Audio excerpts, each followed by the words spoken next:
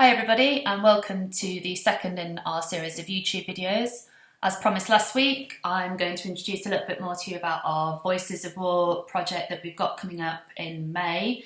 And I was going to start with using my grandfather as an example of the kind of things that we're looking for and the stories that we want to tell.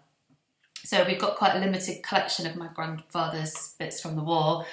After the war, he was fairly disillusioned with the whole thing, so he gave his medals away, so sadly we don't have very much. I also know, I've got here an example of one of the letters that he wrote home. He was a very prolific writer. You can see how tiny the handwriting is on there. Actually, there were stacks of these apparently that he sent home to my grandmother, and within this letter that I had to enlarge quite a few times in order to transcribe, he berates my grandmother for not writing quite as much as he did.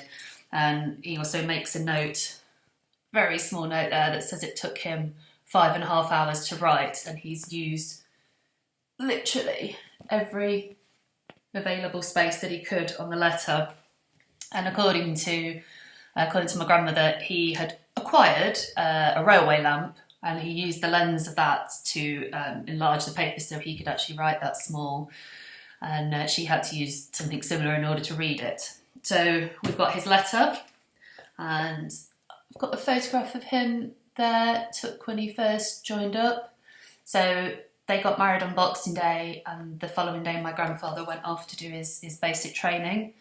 And he joined a local regiment here, the Sherwood Foresters.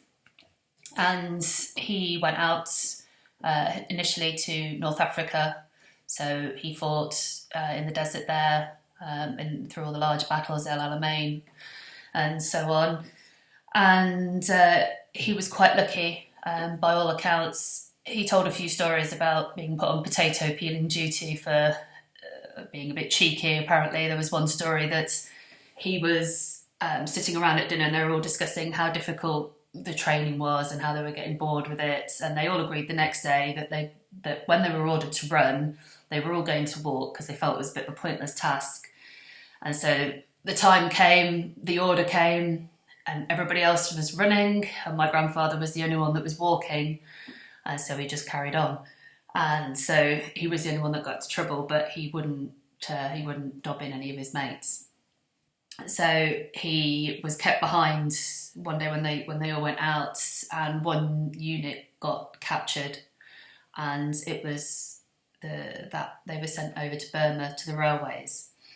And another friend of mine was telling me we discovered that both our grandfathers were in the Sherwood Foresters, and her grandfather had ended up over in Burma.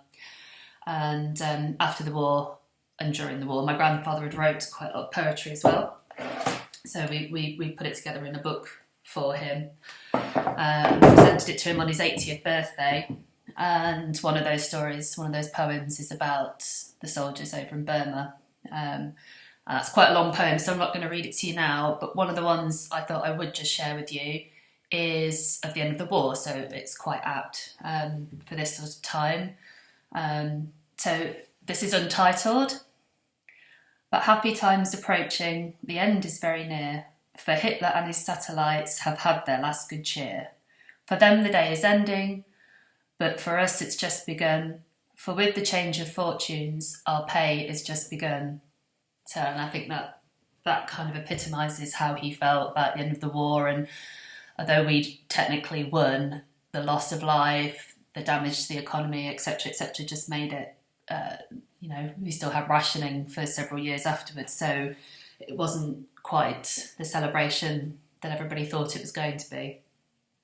So that's a little bit about his story. After he landed in Naples and he injured himself, he joined the Green Howards.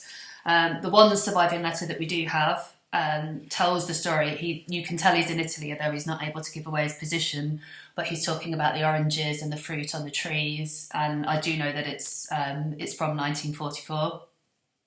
And he also writes a little letter within a letter to my aunt, who'd been born whilst he was away and he hadn't met her, so he writes a little letter to her just to say hello. And one of the stories that he used to tell was that they were up in the lakes in Italy, so he spent some time around Lake Garda, and his task was to drive over the border in his Jeep and go and get cream cakes for the officers. But we also know from some of the stories that he didn't really want to tell, but some clues that he gave us while he was alive and his service records that we obtained after his death, that he was part of the forces that liberated Bergen-Belsen. And I've spoken to one or two other veterans from the period, and I can completely understand why he didn't share that with us. It's quite a horrific time for them. So these are the kind of things that we're looking for. So as we're coming up to VE Day, we're going to be in a few different locations, and it'll be kind of an antiques roadshow version, but for military stories. So these are the kind of things that you want, that we're looking for, and we have the ability to scan them, photograph them, so any medals that you might have or any pictures, letters. And it's amazing the number of people that I've spoken to that when we've told them, they've said, oh yeah, we've got a picture on the wall of Grandad or a commemorative plaque or something, and they forget that they've got them. So this is very much what we're interested in. We will be updating locations as we get closer to May, and so keep an eye on our Instagram and our Facebook for times and locations, and hopefully we'll see you there. Thanks for listening.